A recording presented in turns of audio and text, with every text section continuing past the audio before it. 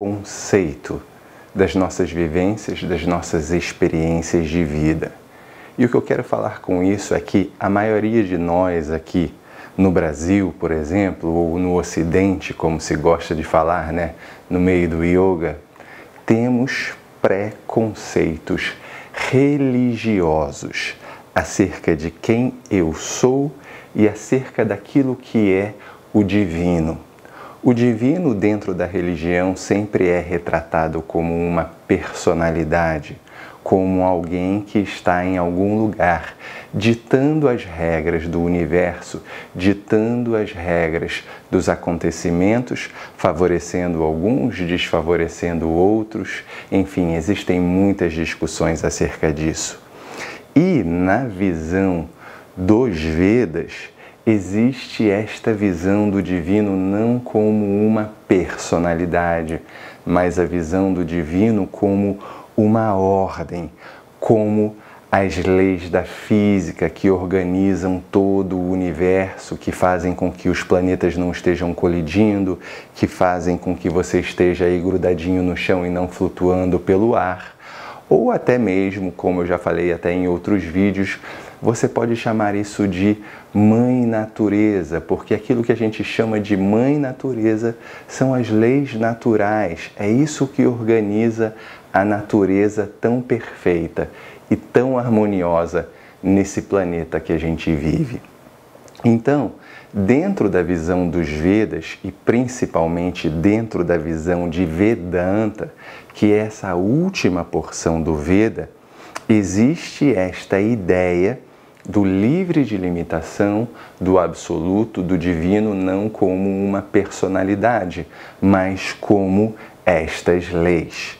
E o que difere um pouco também da primeira porção do Veda, que é conhecida como Karma Kanda, na qual existe sim uma ritualística relacionada a determinadas imagens, determinadas formas e nomes, através dos quais as pessoas acreditavam que estas personalidades, essas formas, essas imagens, sim, eram responsáveis por determinadas bênçãos, por determinados acontecimentos, pelas coisas que aconteceriam em suas vidas, né?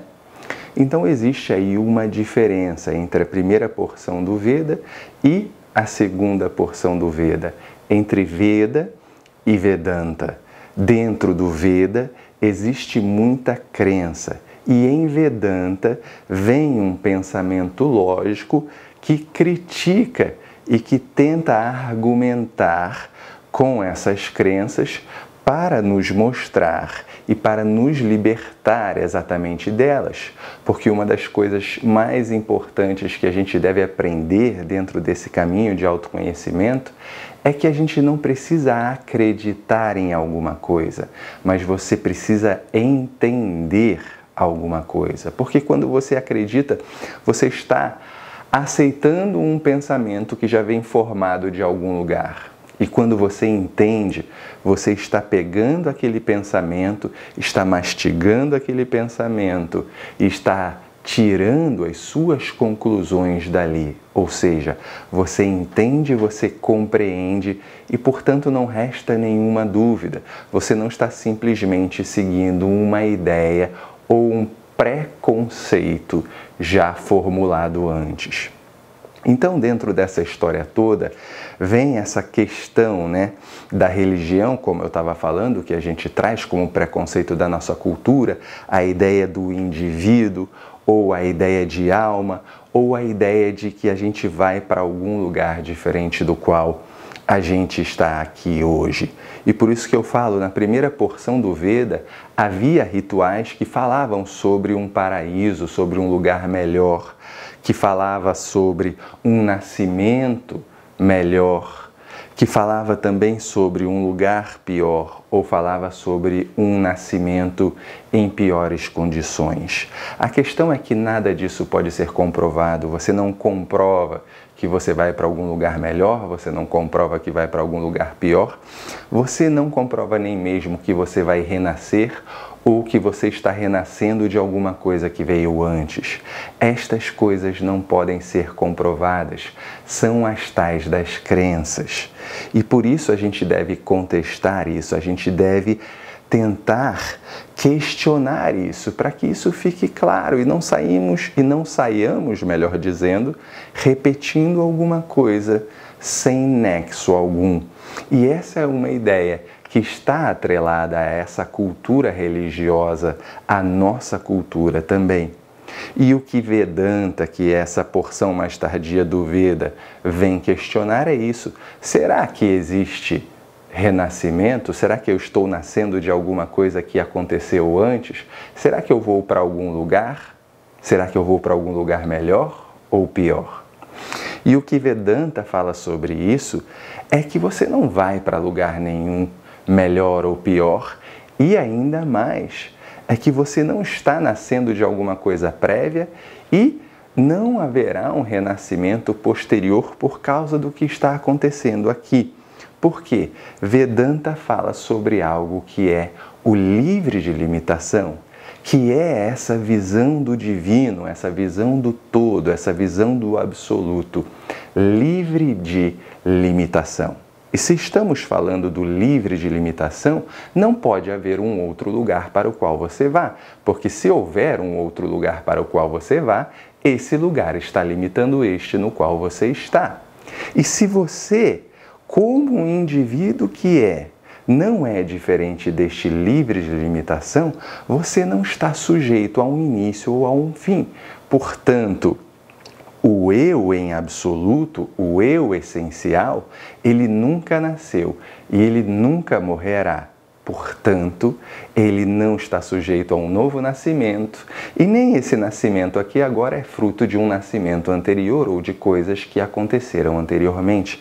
Mas para isso nós temos que explicar a coisa toda, porque senão a gente fica aqui também patinando na lama e não chega a lugar nenhum. E para isso Vedanta usa de inúmeras analogias para que a gente possa compreender o que está sendo falado. E uma dessas analogias mais bonitas que Vedanta apresenta, por exemplo, é a analogia, a metáfora da onda e do oceano. A onda, ela é criada em algum momento. Ela existe por um certo tempo e depois ela quebra na praia e deixa de ser onda. Isso é o que acontece com a gente. Nós estamos tão firmes e tão apegados a essa noção de indivíduo que nós somos, né? A essa noção de que nós somos separados do todo, que nós não conseguimos enxergar a essência. Então eu estou preso a essa noção de indivíduo. E o indivíduo, obviamente, ele nasceu em algum momento. Ele vai viver por um tempo. Em algum momento ele vai deixar de existir, exatamente como esta onda.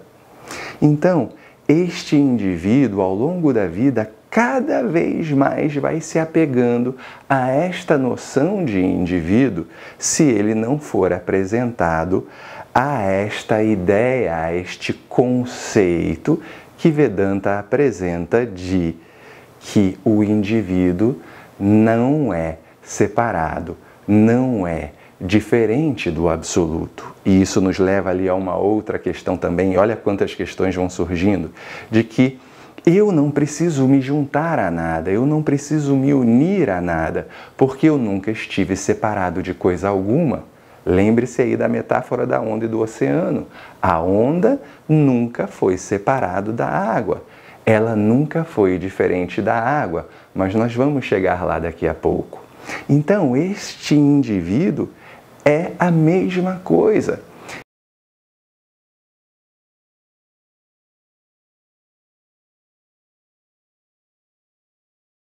Ele nunca foi separado do todo, ele não está separado do todo e não vai se separar do todo em momento algum. Portanto, você não precisa se juntar a coisa alguma. Você precisa sim entender que você não está separado de coisa alguma, de que você é o todo em si mesmo, como o indivíduo que você é. E isso nos leva, por exemplo, ao significado da palavra yoga. Yoga muitas vezes é traduzido como união. E você precisa se unir a quê no final das contas, se você não está separado de coisa alguma? Você precisa reconhecer que você não está separado. E isso Patanjali mostra para a gente através da definição da própria palavra yoga nos Yoga Sutras. Ele diz Yogas Chitta Vritti Nirodha. Ou seja, yoga é a capacidade de dissolver as identificações com os objetos com os quais a gente se relaciona, de forma que Tadadrashtu Swarupe Avasthanam, é o que ele diz no Sutra 3, de forma que a gente possa enxergar aquilo que é Swarupa, aquilo que é a nossa natureza, aquilo que é a nossa essência. Então, para que eu possa enxergar a minha essência, Patanjali diz que é necessário dissolver as identificações com os objetos com os quais a gente se relaciona. E o primeiro desses objetos é o corpo. É aquilo que a gente pode chamar de corpo físico, de corpo denso, né? E esse corpo físico, esse corpo denso, ele não é diferente dos outros corpos que estão à sua volta. Ele não é diferente de nenhum outro objeto que está à sua volta, porque essencialmente ele é composto de terra, água, fogo, ar e espaço. Então esse corpo é uma composição desses 5 elementos e qualquer objeto que esteja à sua volta é uma composição desses 5 elementos em outras proporções.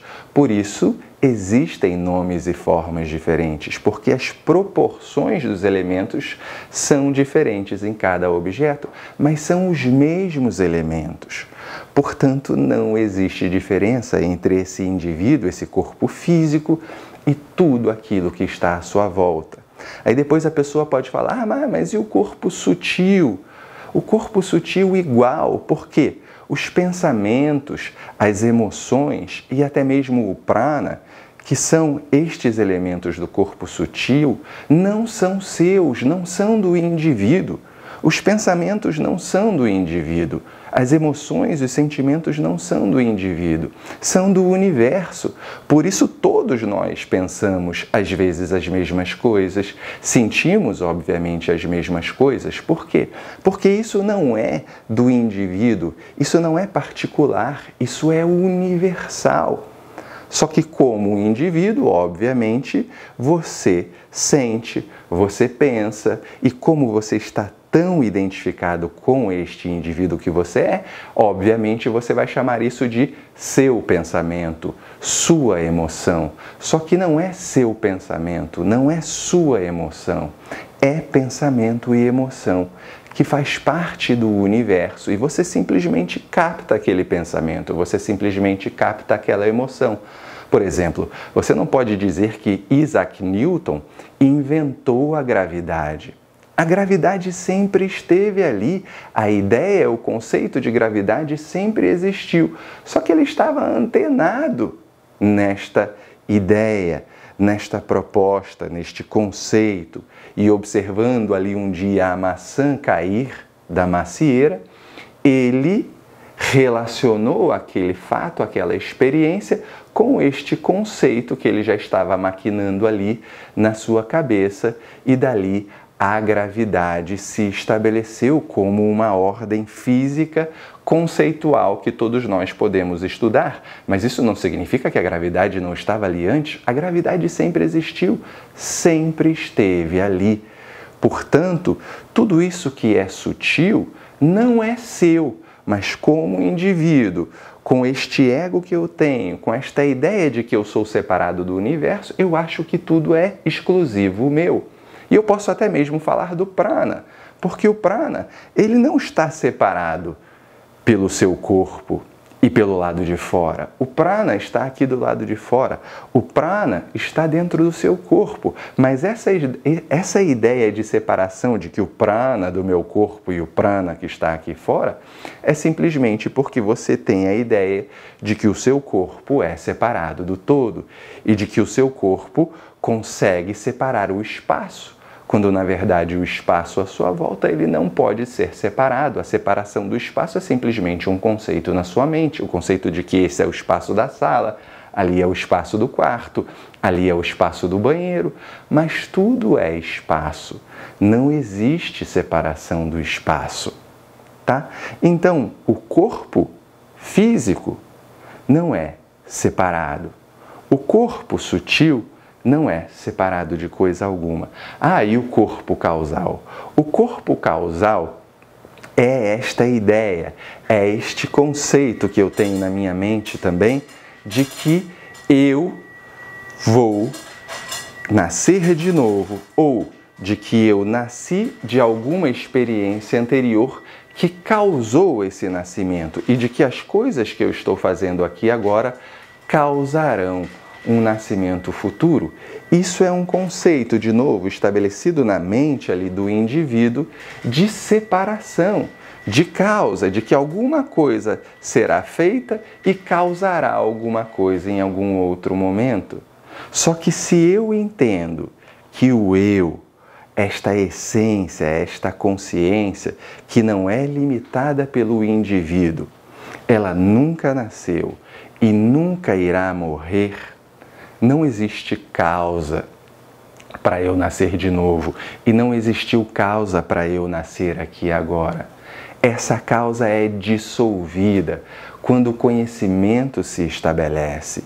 E é por isso que é tão importante esse questionamento, que em sânscrito é chamado de Atma-vichara, esse questionamento sobre o eu, mas não o eu indivíduo. Esse eu indivíduo você já conhece, mas sobre este eu, livre de limitação, que é uma visão tão especial de Vedanta, que antagoniza com essa visão anterior dos Vedas, que ainda fala sobre uma certa separação entre você e o indivíduo, quando você olha para o nome, a forma, a imagem, né, como uma imagem do todo que não inclui você.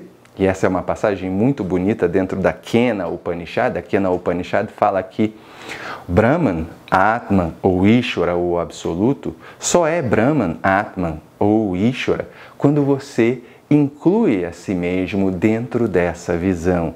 Se você olha para o livre de limitação dentro de uma forma limitada, ou um nome limitado que não está incluindo você, aquilo não é Brahman, aquilo não é Ishvara, aquilo não é Atman.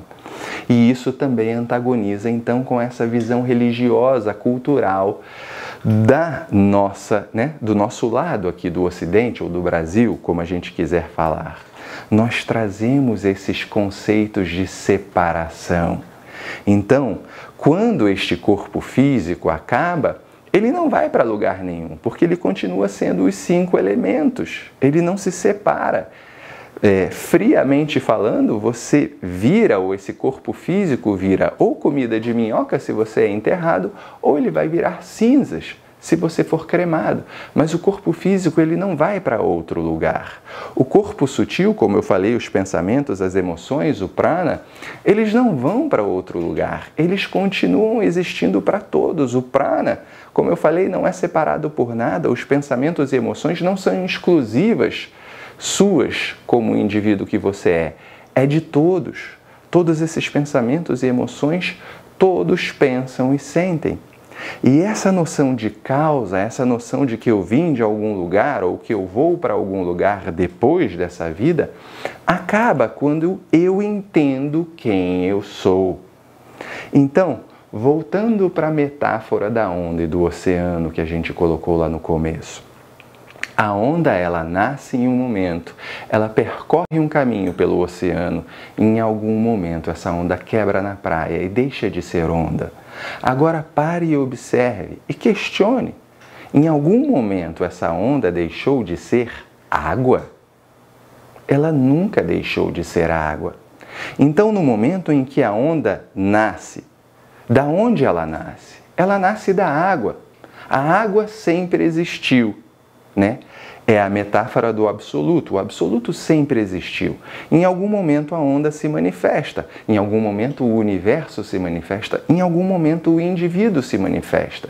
Mas ele não vem do nada, ou ele não vem de um lugar diferente do próprio absoluto, porque a onda nada mais é do que água.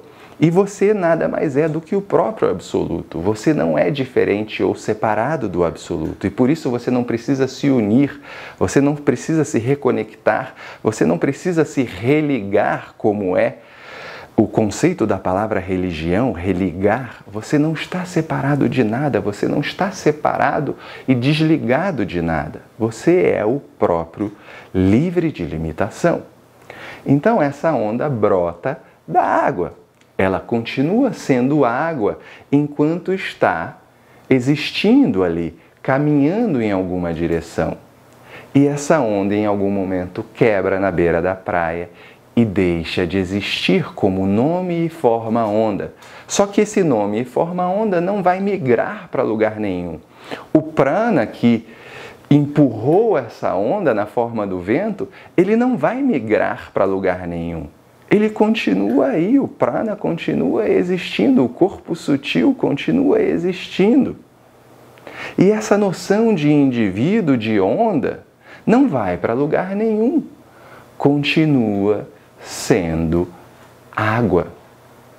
E, portanto, no caso da onda, nem mesmo existe essa dúvida de que o que causou a onda? E será que essa onda, depois que caminhou pelo oceano por tantos lugares, fez isso, fez aquilo, vai causar uma outra onda? Não, porque a onda não tem esses complexos. Você tem esses complexos porque você é dotado de uma mente, de um intelecto.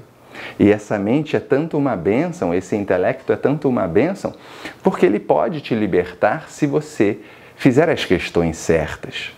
Agora, se você não questionar, você simplesmente vai morrer, vai deixar de ser esse indivíduo, digamos, com este conceito na mente. E por isso muitas pessoas próximas da morte ficam com medo, porque elas não sabem o que vai acontecer depois da morte.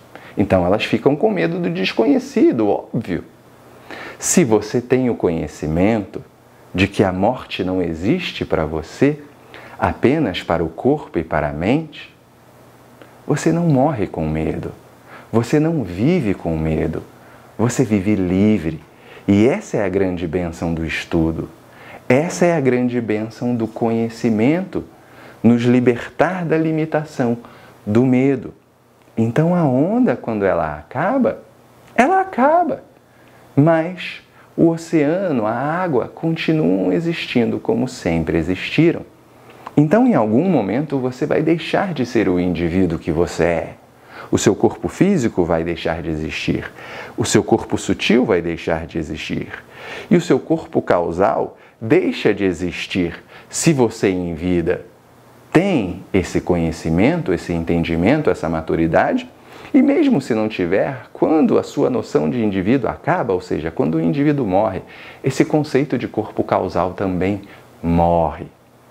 Portanto, a sua natureza é ser livre, a sua essência é ser livre, o absoluto é livre de limitação. Por isso, quando a gente estuda essa cultura, quando a gente estuda essa tradição, nós temos que nos despir desses preconceitos que nós trazemos da nossa cultura, senão ali vai haver um conflito de pensamentos e de ideias.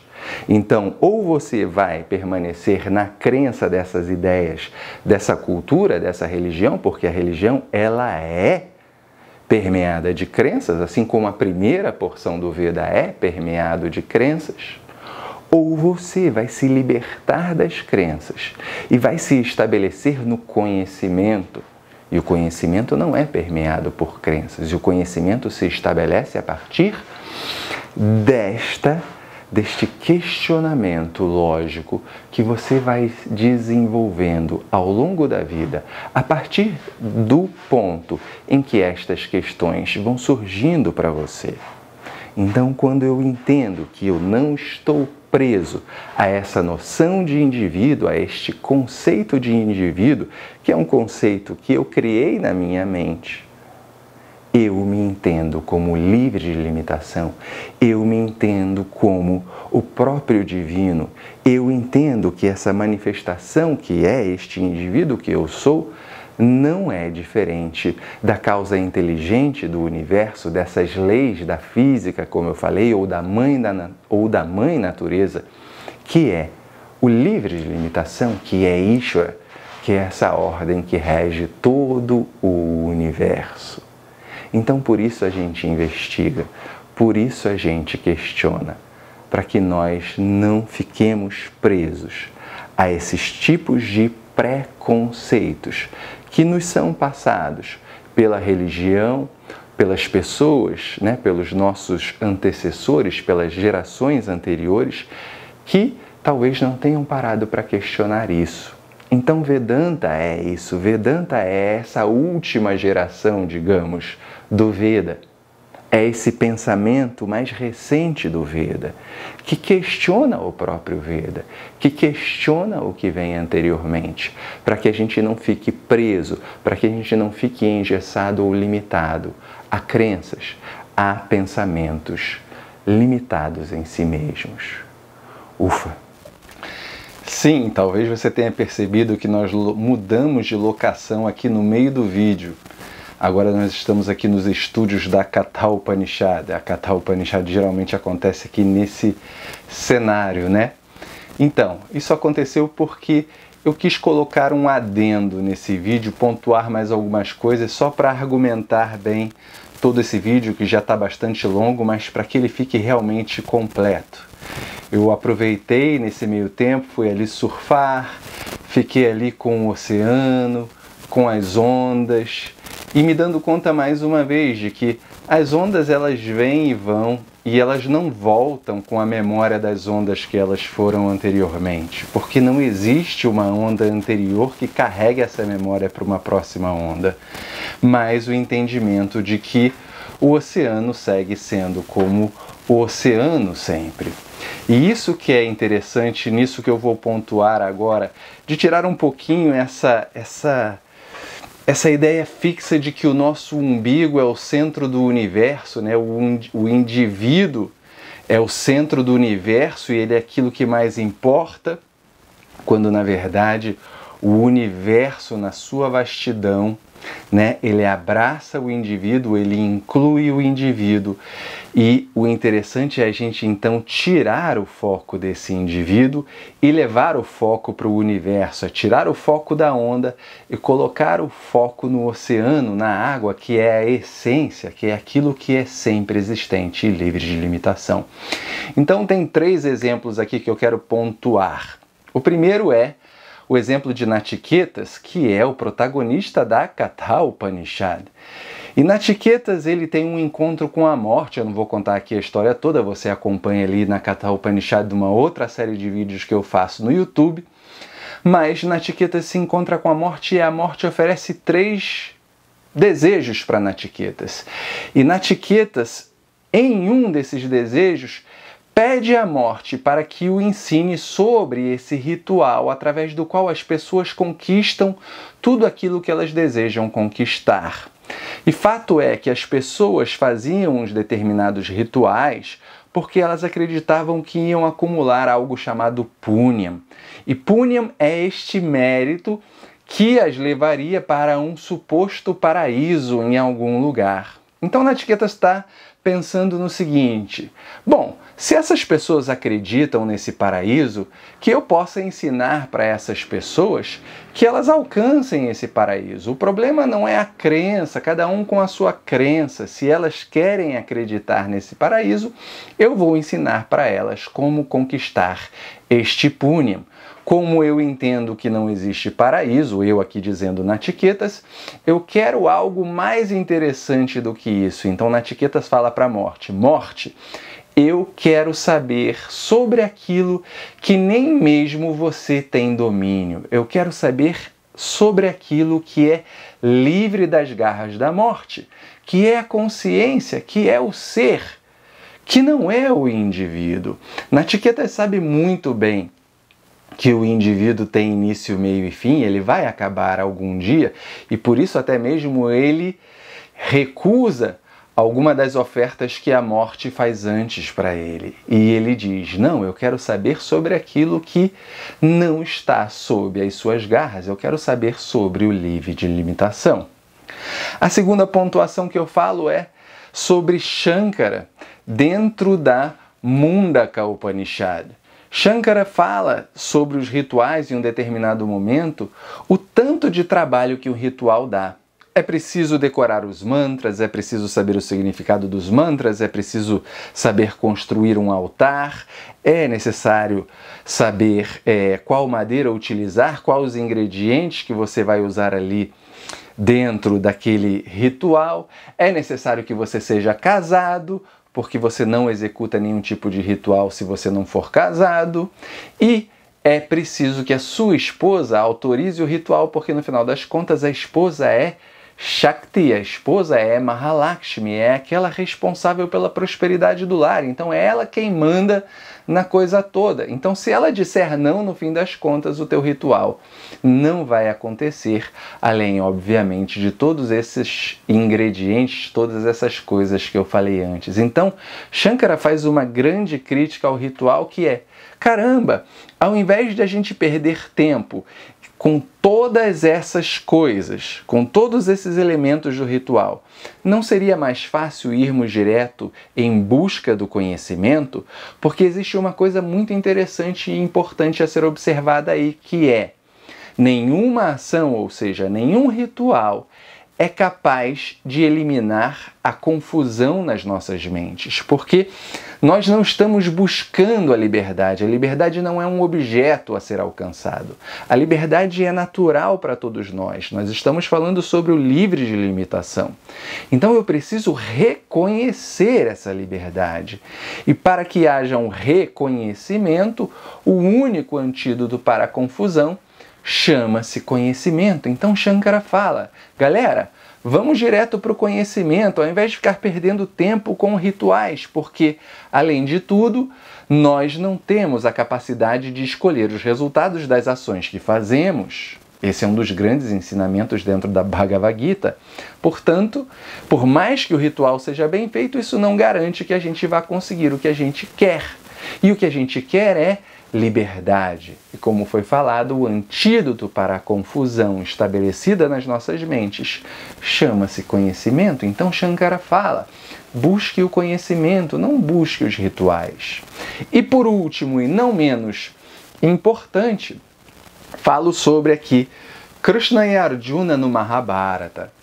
Na guerra do Mahabharata, quando a guerra termina e Arjuna volta para o seu acampamento junto com Krishna na sua carruagem, no primeiro momento em que Arjuna põe o pé para fora da carruagem, a carruagem de repente pega fogo.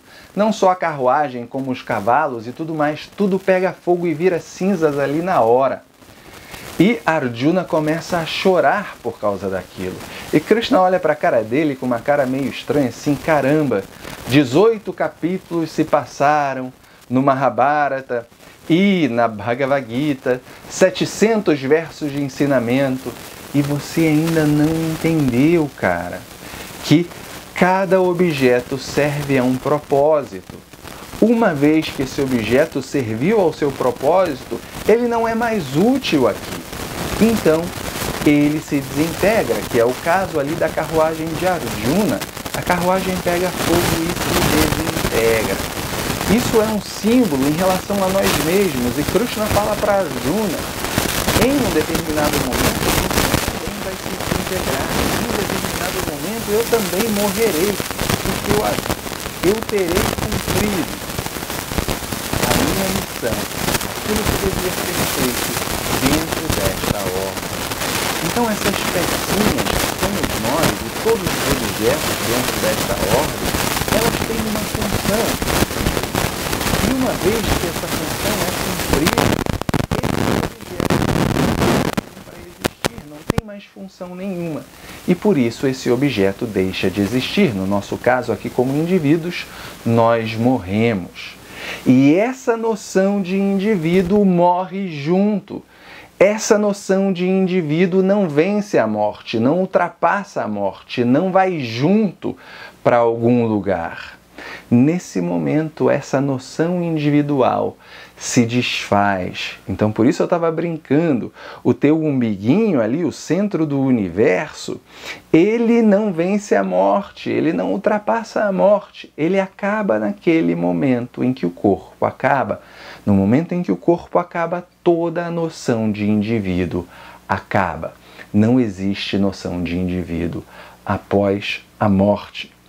Então isso é bastante importante que a gente compreenda, para que não fiquemos presos a essa ideia de continuidade, essa ideia de prisão, que, como eu falei antes já no vídeo, nos causa medo, nos causa uma própria apreensão em relação à morte.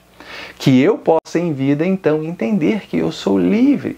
E esse entendimento só vem com o conhecimento. Então, eu quis trazer mais esses exemplos para ficar bem embasadinho, bem fechadinho esse vídeo que já é bem longo. Se você chegou aqui, parabéns e obrigado pela confiança e pela paciência de ter ouvido toda a historinha.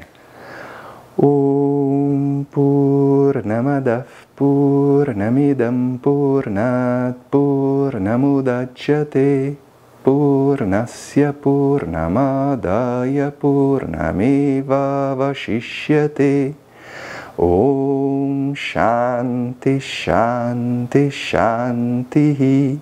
Harihi Om Shri Gurubhyo Namaha. Harihi Om.